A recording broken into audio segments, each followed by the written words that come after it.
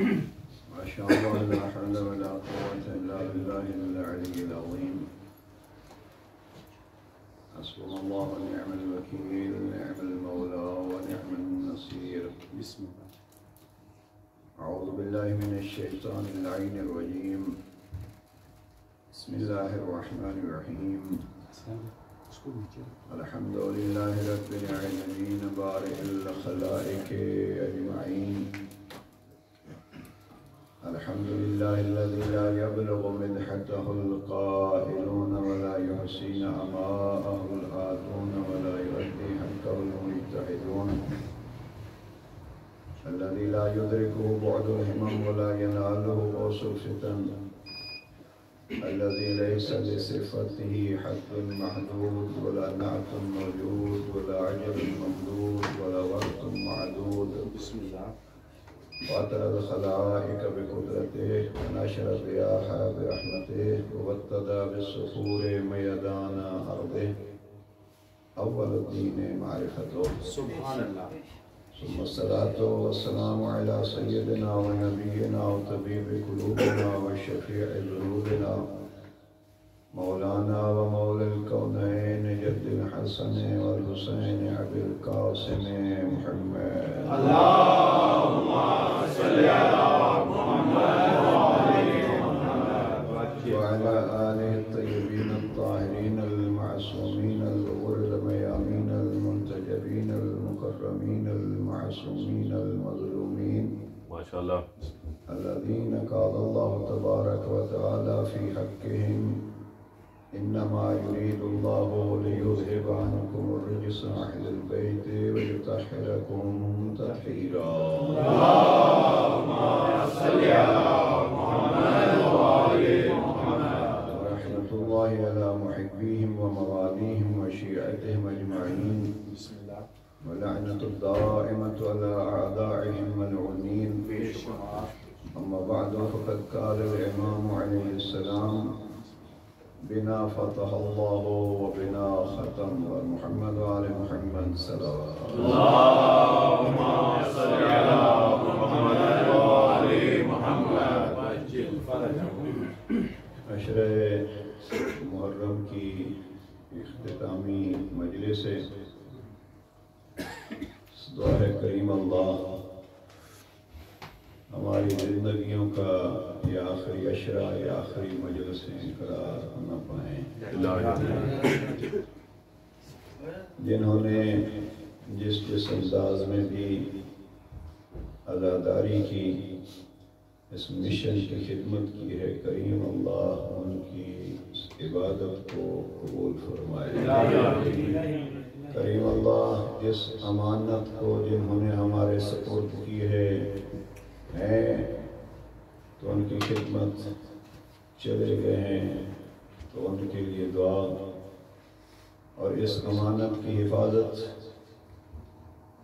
اور اس امانت کو اپنے نسل میں انتقال اور زندگی بھر اس کی حفاظت کی ہمیں توفیق نصیب فرمائے.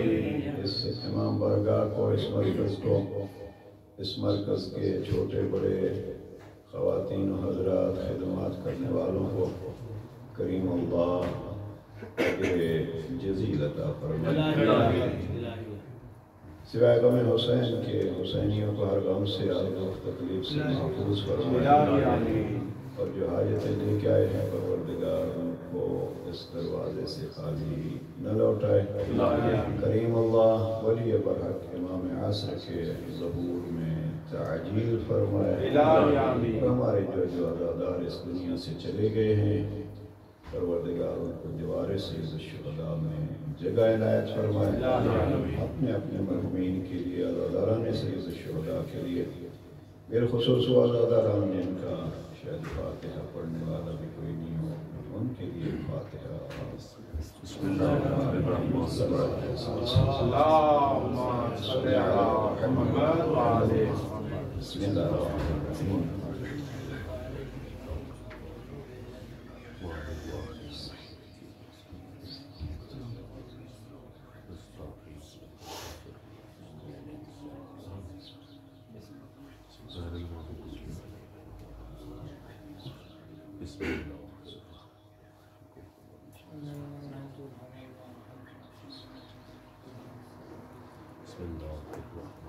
صلوات پڑھ لیجیے محمد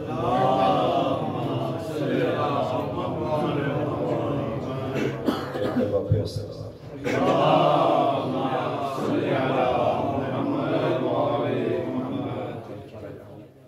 شہید کربلا کا فرمان جو حقیقت میں کربلا کا ایک دستور العمل بھی ہے، اور وہ فرمان خاص موقع پہ امام نے ارشاد فرمایا اور اس میں اپنا تعارف کرایا، اور کوشش یہی کرتا رہا اس گھرانے کا تعارف اگر ہو تو اس کا کم از کم اثر ایک جو پڑتا ہے۔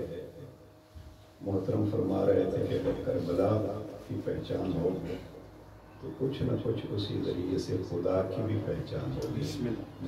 حقیقت یہی ہے عزیزان، اگر اس گھر کا تعارف ہو جائے تو اس گھر والے ہمیں کیا دیتے ہیں؟ میں نے عرض کیا تھا درمیان کسی مجلس میں کہ وہ ہمیں خدا سے ملا دیتے ہیں۔ اس لیے تو ہم عبادت، عزاداری عبادت تب بنتی ہے، کوئی عبادت بھی فقہ میں عبادت تب ہوتی ہے جب اس میں نیت ہو، ماشاءاللہ۔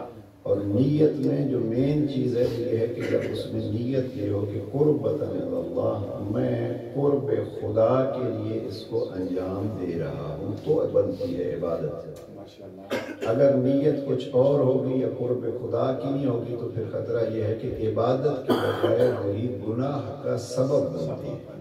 مثلا ایک چھوٹی سی چیز ہے، اکثر جب ہم ممبر پہ بیٹھے کہ جناب ہم یہ بیان کریں گے، وہ بیان کریں گے، آپ داد دیں گے اور ہماری ایک شہرت کا اور مقبولیت کا سبب بنے گا۔ اب ہم خدا کے لیے نہیں پڑھ رہے، ہم پڑھ رہے ہیں شہرت کے لیے، تو ہماری عبادت تو پھر نہ ہوئی، اس لیے کہ عبادت تب ہوتی ہے جب خدا کے لیے ہو۔ اگر مقصود شہرت ہو جائے تو پھر ریا ہو جاتی ہے، اور ریا کو حدیث میں شرک کہا گیا ہے۔ پھر معذرت عبادت کے بجائے وہی گناہ ہو گیا۔ اس لیے اپنی نیتوں کو خالص کر کے آپ اس مشن سے آیا کیجیے، اور جو نیت خالص کر کے آتا ہے پھر حد یہ ہوتی ہے کہ ایسے نہیں کہ آپ آل محمد کی تعریف کرتے ہیں، پھر آل محمد آپ کی تعریف کرتے ہیں۔ نعرہ تکبیر، اللہ اکبر، نعرہ رسالت، یا رسول اللہ، نعرہ حیدری، یا صلوات، اللہم صلی علی محمد و آل محمد۔ میں زیارت کربلا میں جب جاتا ہوں تو ایک یعنی کوئی وہ فقہی مسئلہ یہ وہ نہیں ہے، ایک ایسی طبیعت بن گئی ہے کہ کافی دیر تک بیٹھ کے جناب سید الشہداء کے مزار پہ حاضری سے پہلے کافی دیر پہلے حبیب سے باتیں ہوتی رہتی ہیں۔ اس لیے کہ شاید درگاہ ہمیں دروازے پہ بٹھایا ہی اس لیے ہے کہ پہلے حبیب کو پہچانو تو پھر شاید ہمیں کچھ پہچان سکو۔ تو حبیب ابن مظاہر کو جب پہنچا تو پھر پہچانا تو پھر آل محمد کے اس گھرانے نے حبیب کو کیا جو نیا مہمان بلایا تھا اس کو بھی کہا اخی یہور۔ اب اس جملے کو اگر آپ سمجھیے، اخی یہور، بھائی ہو۔ اب بھائی ہو جب اس کو بنا لیتے ہیں، اس گھرانے کا کمال ہی یہی ہے، جو ان کا ہو جاتا ہے اس کو کہیں مجھے نہیں ملا کہ اس انداز میں کہا ہوگا کہ وہ ہمارا دوست ہے، نہیں کہا وہ ہمارا بھائی ہے، اور پھر وہ اس کی تعریف کرتے رہتے ہیں۔ چھٹے لال ولایت کے سامنے جو کسی نے تعریف شروع کی سلمان فارسی کی، شیخ توسی نے امالی میں اس کو لکھا ہے، شیخ امالی میں کہ چھٹے لال ولایت کسی محفل میں بیٹھے تو چھٹے لال ولایت نے سلمان فارسی کی تعریف شروع کی کسی سے برداشت نہ ہو سکا، کافی دیر سنتا رہا تو عرض کیا فرزند رسول آپ ہمیشہ سلمان فارسی کی اتنی تعریف کیوں کرتے ہیں؟ امام فرماتے ہیں پہلے تو اپنے جملے کی تصحیح کر لو، سلمان فارسی نہ کہو، اس کو کہو سلمان محمدی۔ یہ سلمان محمدی ہے۔ 3 وجہ چھٹے لال ولایت نے فرمائی ہیں اور پہلی ان میں بس آپ کی خدمت میں عرض کرتا ہوں۔ امام فرماتے ہیں سلمان محمدی ہمیں اس لیے پسند ہے اور ہم اس کی تعریف اس لیے کرتے ہیں کہ ایثار ہو ہوا ہو علی ہوا امیر المومنین، اس لیے کہ وہ اپنی خواہشوں کو علی کی خواہشوں پہ قربان کر دیتا ہے۔ نعرہ حیدری، شہودیے محمد والے محمد، بلندتر صلوات۔ جب ان کو پہچان کے کوئی ان کا ہو گیا تو پھر یہ آپ کی تعریفیں کرتے ہوئے نظر آتے ہیں۔ میں بارہا اور درجنوں بار اس خط کا حوالہ دے چکا ہوں، خط 38 جو مصر والوں کو جناب امیر علیہ السلام نے لکھا تھا، اور وہاں کیا کیا تعریفیں کی ہیں جناب مالک اشتر کے۔ ایک کا ظاہراً پہلے عرض کر چکا ہوں، دہرا رہا ہوں اس کو۔ وہاں فرماتے ہیں سیف من سیوف اللہ، کون کہہ رہا ہے؟ صاحب ذوالفقار کی ذرا تعریف سنیے خط 38 میں کہ پہچانو مالک کون ہے۔ فرمایا اللہ کی تلواروں میں سے ایک تلوار ہے جس کا بار کبھی خالی نہیں جاتا، جس کا دھار کبھی کند نہیں ہوتا۔ یہ ہے وہ تعریفیں۔ اور آپ یہاں پہنچے ہیں تو ایک اور خطبہ 180 کا جملہ بھی کر دوں، وہ ذہن میں رہے۔ بھائی کہتے ہیں جناب امیر المؤمنین نے خطبہ 180 میں یاد کرنا شروع کیا، این عمار، این ابن تیہان، این ذو الشہادتین، این نظراہم، کہاں ہے میرا عمار، کہاں ہے میرا ذو الشہادتین، کہاں ہے ابن تیہان، کہاں ہے ان جیسے راوی کہتے ہیں، اور نوف بکالی راوی ہے۔ پھر علی نے اپنے پیاروں کو یاد رکھ کے اپنے ریش مبارک اپنے ہاتھ میں لی، دیر تک پیاروں کو یاد کر کے علی روتے رہے، یعنی آپ کی تعریف کرتے ہیں، آپ پر روتے ہیں، اس لیے کہ وہ جو سلمان محمدی کی طرح ان کی خواہشات کو اپنی خواہشات پہ ترجیح دے اور اپنی خواہشوں کو ان کے لیے قربان کر دے، وہ ہیں حقیقی شیعہ۔ صلوات پڑھ لیجئے محمد و آل محمد۔ تو یہ کربلا کا تعارف ہمیں توحید کی طرف لے آتا ہے۔ آل محمد کا تعارف اس بنا فتح اللہ و بنا ختم میں یہ تعارف ہے اہل بیت کا کہ یہ اللہ تک پہنچنے کی چابی ہے۔ کچھ عزیز اگر نئے ہوں تو یہ دربار ورید میں امام نے اپنا تعارف کرایا، اور اس جملوں میں سے ایک جملہ یہ ہے، اللہ نے ہر شے کی، ہر اچھائی کی، ہر خیر کی ابتدا ہم سے کی ہے، اور ہر خیر کی انتہا اور تکمیل بھی ہمارے ذریعے سے ہی ہے۔ اس خیر کو اور خیر کا پہلا موضوع کیا ہو؟ ویسے تو بہت سارے معروف کا معنی اگر آپ دیکھیں گے، مجھے اپنے استاد مرحوم کا جملہ یاد آ رہا ہے، ہمارے ابتدائی اس فیلڈ کے استاد تھے، وہ فرمایا کرتے تھے کبھی سوچا کرو حیا علی خیر العمل کس کو کہتے ہیں؟ فرماتے تھے خیر قرآن مجید میں اور باقی احادیث میں اگر دیکھیں گے تو سب سے بڑی خیر کا نام ہے ولایت محمد و آل محمد۔ آپ دے اذان رہے ہیں اور کہہ رہے ہیں آؤ حیا علی خیر العمل، آؤ خیر عمل کی طرف، اس لیے کہ نماز ایک خیر عمل ہے، لیکن آپ جب نماز سے بلا رہے ہیں تو ان قبلت، نماز وہ عمل ہے جب قبول تب ہوگی جب ولایت محمد و آل محمد ہو۔ چمن چمن گلی گلی علی علی علی علی، نگر نگر گلی گلی علی علی علی علی، نعرہ حیدری۔ تو اب ان کی پہچان سے ان کا غلام بننا ہے، اور یہی مشن جناب زینب کبریٰ لے کے چلی تھی۔ آج مجھے چند جملے کہنے ہیں اسی حوالے سے کہ جناب سیدہ کا مشن کیا تھا۔ میں نے ابتدائی مجالس میں عرض کیا تھا، ایک بات ذہن میں رکھو، اور کونوا مع الصادقین کے حوالے سے گزارش کی تھی کہ ان میں سے پہلے کا قول دوسرے کا قول ہے، دوسرے کا قول تیسرے کا قول ہے، ایک تو ہر دور میں ان کی معصوم شخصیت موجود ہے، ہمیں نظر آئے تو بھی موجود ہے، ہمیں نظر نہ آئے تو بھی موجود ہے، اور ان کے اقوال میں، ان کے کردار میں کوئی کبھی فرق نہیں ہوتا۔ جب کوئی فرق نہیں ہوتا تو اب جو کردار جناب حسین ابن علی کا تھا وہی کردار جناب سید سجاد کا ہے۔ لیکن قربان تیری عظمت پہ جناب سیدہ، جب رسول کی زندگی میں ایک جملہ سنیے جناب زینب کبریٰ کا، جناب میں بہت کم پڑھا ہے اس کو، جناب پیغمبر اکرم نے ابتدائی عمر میں جب جناب سیدہ کو، جناب زینب کبریٰ کو اپنی بیٹی سے لے کے ہاتھ پہ لیا، ہاتھ پہ لے کے ایک جملہ کہا عظمت جناب زینب کبریٰ کا، اور پیغمبر فرماتے ہیں میری زینب کانت مثل جدتها، یہ اپنی جدہ، یہ اپنی نانی خدیجۃ الکبریٰ کی طرح ہے۔ یہ جناب سیدہ کا جملہ عظمت کا پیغمبر اکرم سے کہ جناب زینب کبریٰ اپنی نانی خدیجۃ الکبریٰ کے لیے ہے کی طرح ہے۔ اب خدیجۃ الکبریٰ کا کردار کیا تھا جناب پیغمبر اکرم، اب بات پھیل نہ جائے، جناب پیغمبر اکرم فرماتے ہیں میری اس وقت مدد کی تھی جب سارا زمانہ مجھ محمد کا مخالف تھا۔ میں کہتا ہوں اب جناب زینب کبریٰ کے کردار کو، زینب کبریٰ کے مشن کو دیکھنا ہے تو مشن خدیجۃ الکبریٰ دیکھو۔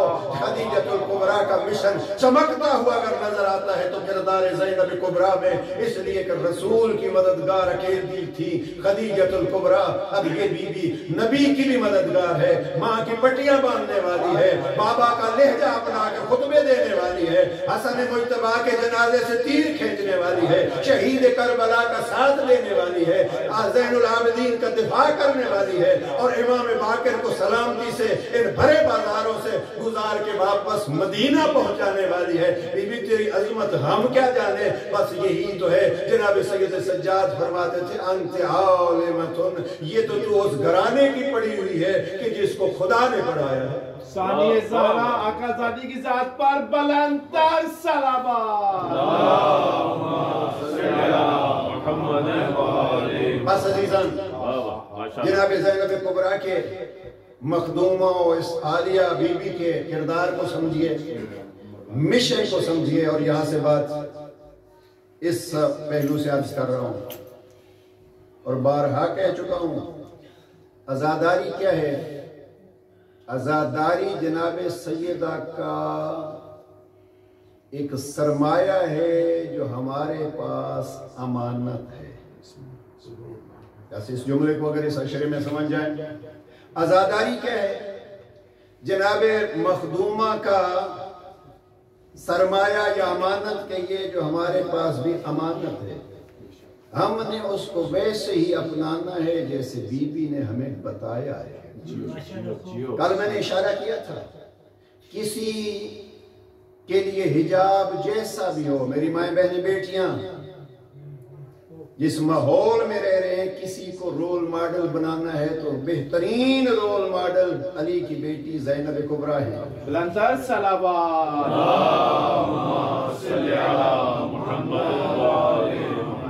جناب سیدہ کا مشن کیا تھا؟ اس مشن کو جو بنا فتح اللہ و بنا ختم سے سید الشہداء نے شروع کیا تھا، اس کو سمجھانا، اس کو پہنچانا اور اس کو بچانا۔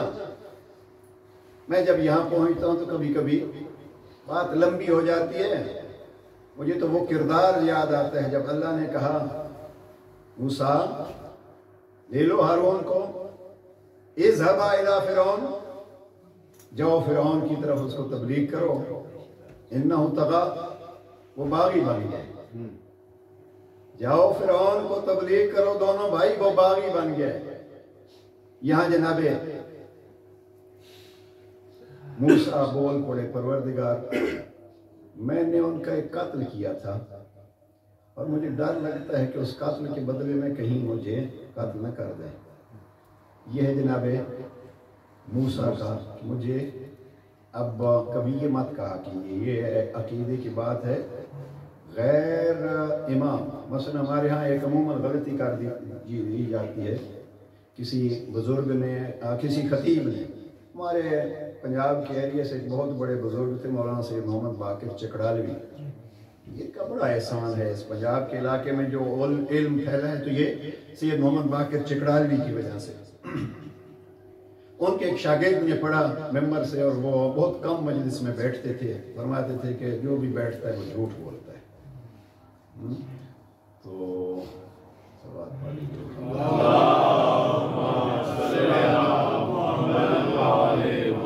مقصد یہ ہوتا ہے کہ مجلس کو ہم ذرا چمکائیں، جب مجلس کا مقصد چمکانا ہو تو پھر جو ہے وہ آپ جانتے ہیں کہ چمکانے کے لیے کیا کیا رائیں جو ہیں وہ اپنانی پڑتی ہیں۔ انہوں نے ایک جملہ کہا، وہ ان شاگرد کا نام وغیرہ سارا مجھے معلوم ہے، ابھی واقعات کی طرف چلا جاؤں گا تو بات لمبی ہو جائے گی۔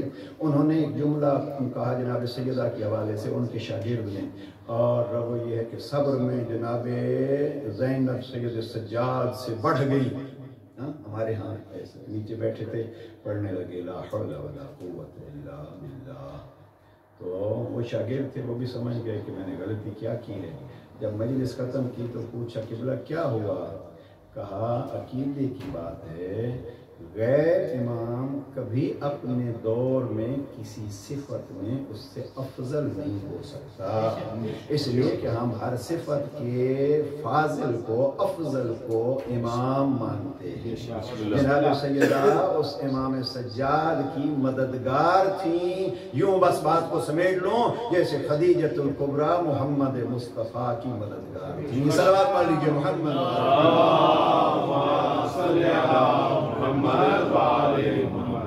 بس عزیزان، جناب امیر المومنین کے ان جملات کو مد نظر رکھیے کہ یہ گھرانہ اپنے چاہنے والوں کی تعریفیں کرتا ہے، تعریفیں کر کے ہم اس قابل ہوں کہ ہم ان کے ہو جائیں۔ اور میں کبھی کبھی مثال دیا کرتا تھا کہ یہ مقناطیس کی مانند ہے۔ اب مقناطیس میں میگنیٹ، اگر بچے جو عموماً کھیلا کرتے ہیں اس سے میگنیٹ کو آپ لیجئے، ایک لوہا لیجئے اور میگنیٹ لے لیجئے۔ میں نے کئی دفعہ ایسے بچوں کو دیکھا ہے اور خود بھی ان کے ساتھ یہ ہے کہ کاغذ کے نیچے میگنیٹ رکھیے، کاغذ کے اوپر لوہا رکھیے، اور آپ ابھی نہ ان میں آپس میں ڈائریکٹ لنک ہے نہ ایک دوسرے کو دیکھ رہے ہیں۔ آپ جہاں بھی اس میگنیٹ کو گھمائیں گے اوپر والا لوہا جو ہے وہ ادھر ہی گھومتا رہے گا۔ اب میں نے بڑے اس میں مختلف طریقوں سے جیسے بھی آپ گھمائیں گے وہ ویسے گھومے گا۔ نہ آپ دیکھ رہے ہیں نہ آپ کا وہ ٹچنگ ہے تو یہ گھومنا کیا؟ تو یہ کہ یہ ایک مقناطیس کا اثر ہوتا ہے۔ بس عزیزان ہمیں اتنا کرنا ہے کہ لوہے کا ٹکڑا بن کے ہم ان کے اتنے قریب ہو جائیں کہ ان کے وہ کشش ثقل میں آ جائیں، پھر باقی ان کی مرضی وہ خود رب سے ان کو یہ توفیق حاصل ہے کہ وہ پھر مومن کو یوں بنا لیتے ہیں کہ وہ ان کے مطابق گھومتا ہے، اور پھر اس حد تک بات پہنچ جاتی ہے کہ پھر بڑے بڑے مسائل ان مومنوں کے ارادوں سے گھومتے ہیں۔ صلوات پڑھ لیجیے محمد وآل محمد۔ لیکن یہ کوئی آسان بات نہیں عزیزاً۔ جناب حور کی شہادت میں میں نے یہ عرض کیا تھا، اس کے لیے حور بننا پڑتا ہے، اور حور بننے کے لیے کیا کرنا پڑتا ہے؟ سب کچھ قربان کرنا پڑتا ہے۔ اب ہم نے اس کو بڑا آسان سمجھ لیا، بس گزارش ہی کروں گا، آئیے جناب زینب کبریٰ نکلی ہیں اس مشن کو آگے لے کے پہنچانے کے لیے۔ اسی کو ہم کہتے ہیں تبلیغ، اور اسی کو ہم دوسرے لفظوں میں کہتے ہیں امر بالمعروف اور نہی عن المنکر۔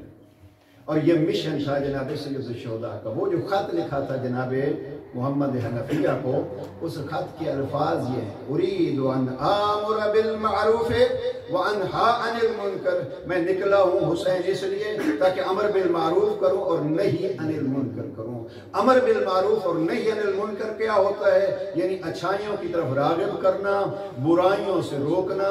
میں نے کل ترجمہ اس کا کیا تھا، اس سے پہلے یہ ہے انہوں نے کیا کہا اس کو کرنا، انہوں نے کس چیز سے روکا ہے اس سے رکنا، یہی امر بالمعروف ہے اور نہی عن المنکر ہے، یہی تبلیغ ہے۔ اور اسی مشن کو جناب زینب کبریٰ لے کے نکلی ہے۔ میں نے سمجھا ہے، میں نے دیکھا ہے، اور اس مشن کو میں نے پہنچانا ہے۔ کہاں تک پہنچایا؟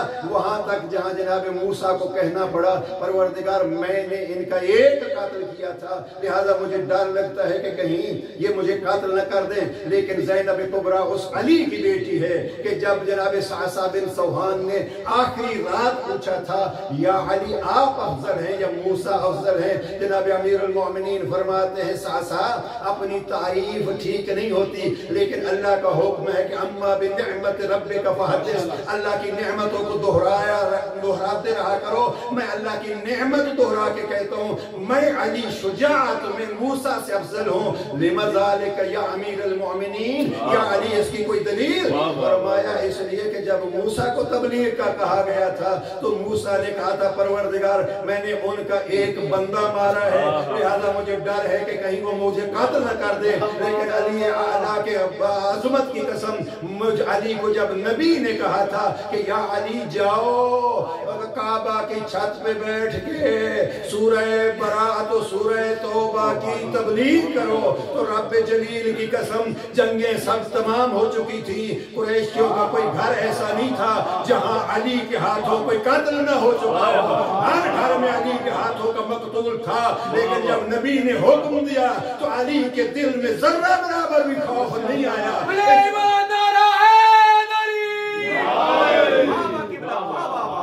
اب اس شجاعت علوی کی جھلک دیکھنی ہے تو زینب کبریٰ میں دیکھیے۔ صلوات پڑھ لیجئے محمد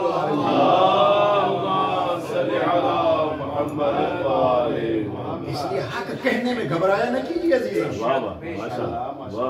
اب کوئی خطیب ہو، کوئی قصیدہ گو ہو، ہم نے تو دین کو اتنا آسان سمجھ لیا، جیسے جی چاہے کہتے جائیں، ہم نے سب پہ واہ واہ کہنی ہے۔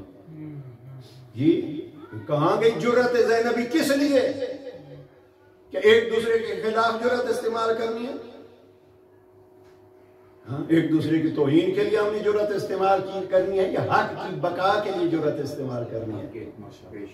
کوشش کیجئے ایک دوسرے کا احترام ہو، اس انداز سے احترام ہو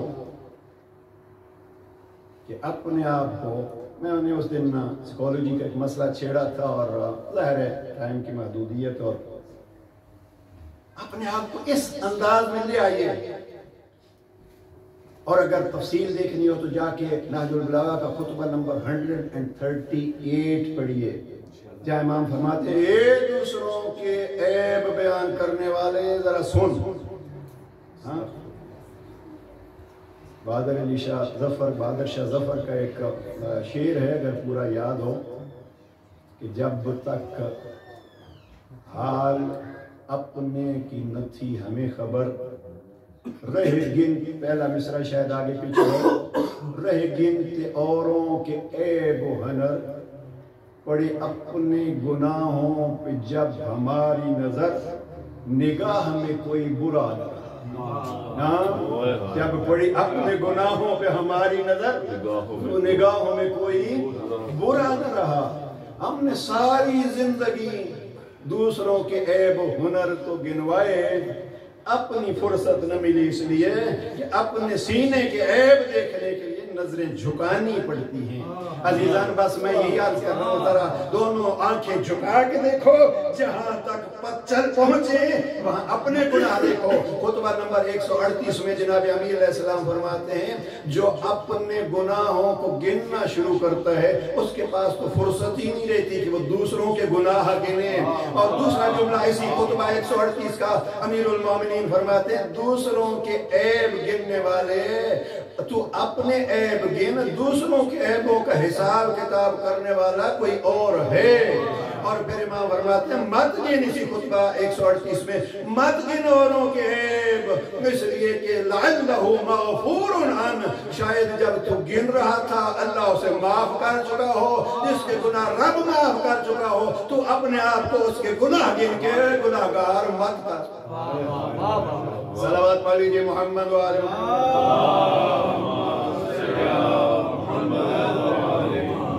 اس خطبہ کا کوئی زیادہ تفصیلی خطبہ نہیں، جی چاہ رہا تھا کہ آج کتاب ساتھ لے ہوں اور آپ کو سناؤں۔ ہاں لیکن ظاہر ہے ہمارا ماحول خطابت کا بھی آہستہ آہستہ آ رہا ہے کہ کتاب سامنے آ جائے تو کوئی حرج نہیں. ایک صلوات پڑھ لیجیے محمد.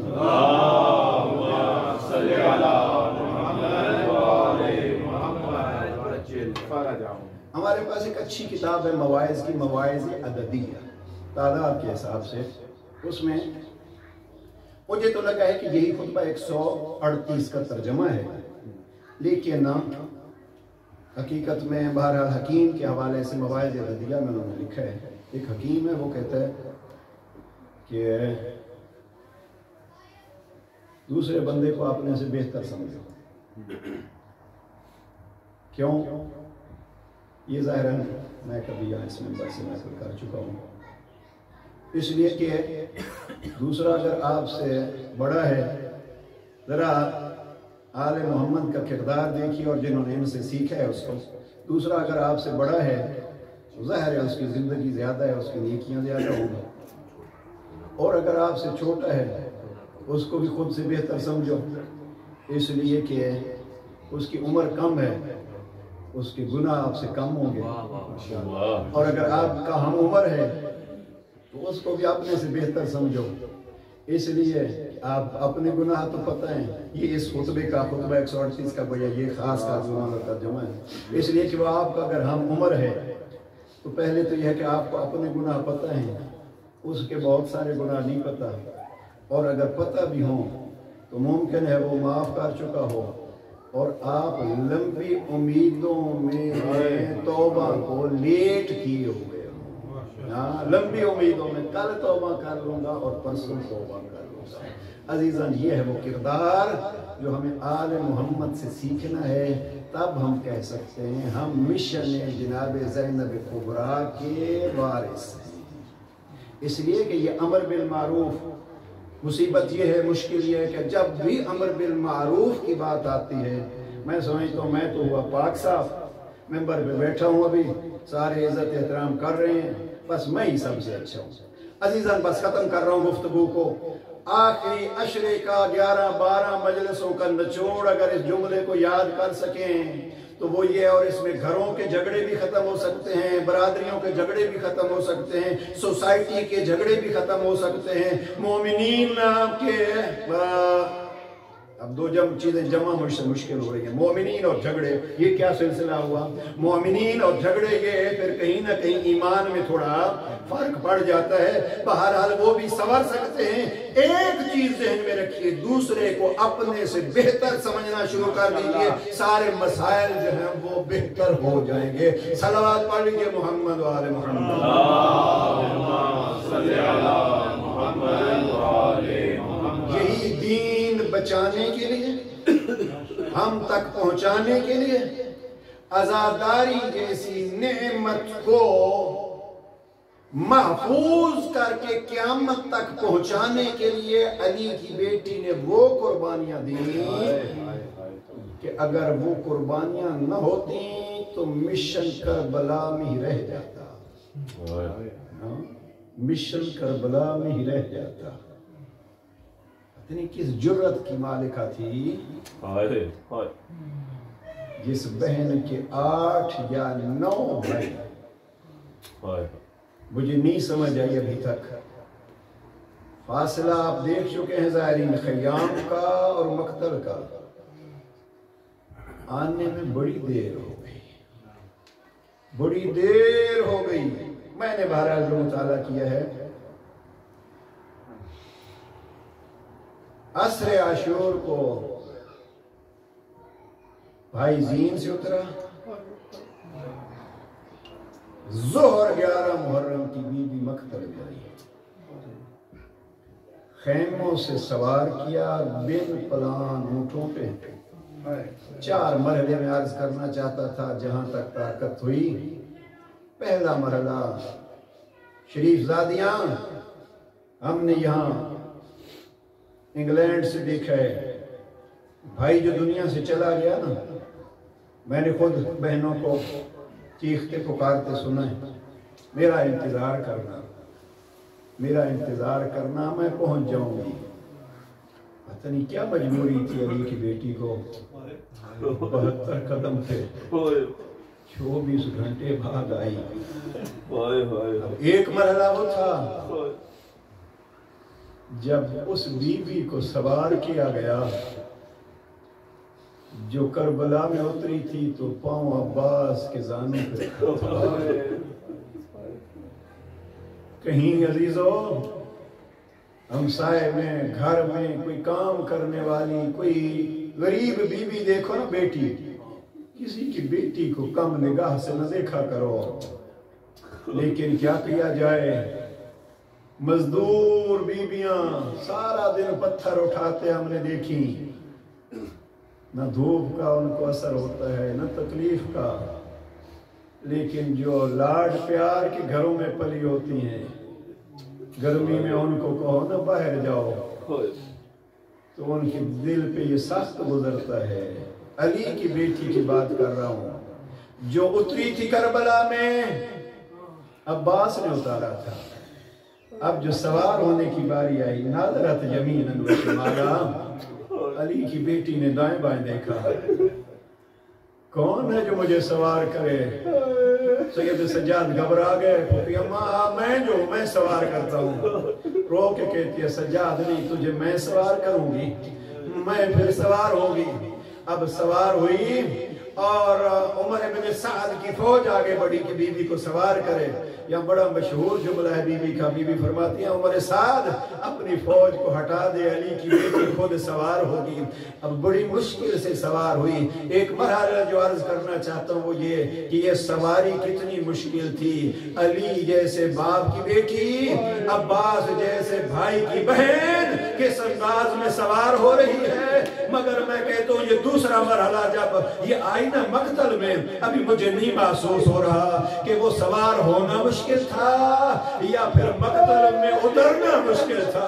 जब सवार हुई तो अब्बास को देखा, और जब मकतल में उतरी, जैसे हुसैन जहां उतरे थे वहां मकतल नहीं है। बस अजीजों अगर समझा सका तो शायद मजलिस इसी जुमले पे खत्म हो जाए। अब ज़ैनब कुबरा बंदे हाथों से नंगी पुश्त वाले ऊंट पे सवार है। शेख जाफर शुश्तरी ने यहाँ लिखा है, जहाँ भाई था वहाँ उतरी नहीं, जहाँ उतरी है वहां से भाई तक पहुंचते हुए 9 दफा उठी है और 9 दफा बैठी। जहां उतरी थी वहां भाई नहीं था, जहां भाई था वहां उतरी नहीं है। उतरी कैसे? अब्बास की तरह उतरी। अब्बास मर्द थे, घोड़े की नींद से उतरे थे, आपने दाएं रुखसार के बाल उतरे थे। ये अली की बेटी थी, ऊंट पे सवार थी, हाथ बंधे थे।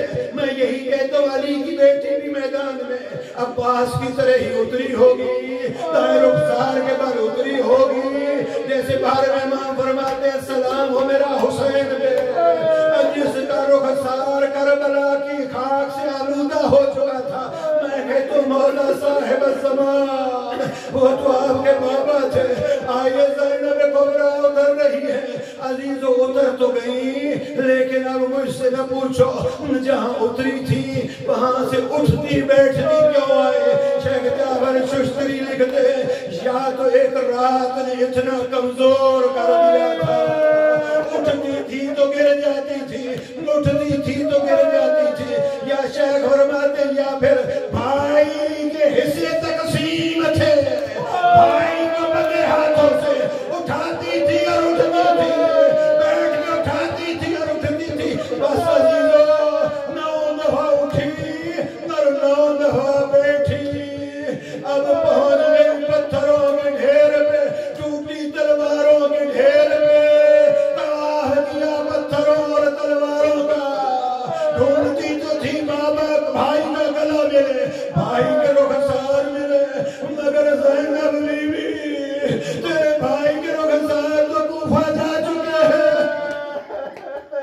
बस अजीजों 2 जुमले और मजलिस तमाम। बीवी तेरा भाई तो कूफा जा चुका है। अब यहाँ भाई से मिलने से पहले रुख किया मदीना का। या जद्दा मेरे नाना सलाम हो आप पर, बाबा आप पर तो आसमान के मलाइका सलाम करते हैं। ये आप देखिए आपके कंधों का सवार हुसैन, मुरम्मल बिद्दिमा, मुकद्दर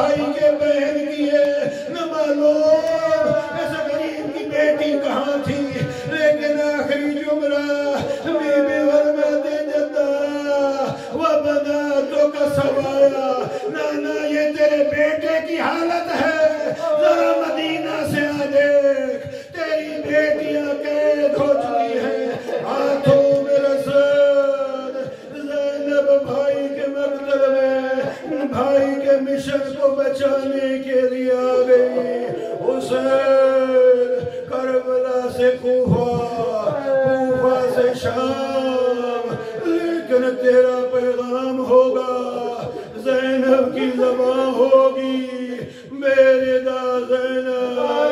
ہر کوچے ہر گلی نجم نے کیا کہا تھا، یہ شیر نہ دیتے جان اگر اسلام کی بنتی قبر کہیں، یا شام کے ناحق کوچوں میں، یا کوفہ کے بازاروں میں، کوچوں بازار سے بھائی کا مشن بچا کے کہہ گئی، بھیا زینب پہ راضی رہنا، الا لعنت اللہ علی القوم الظالمین۔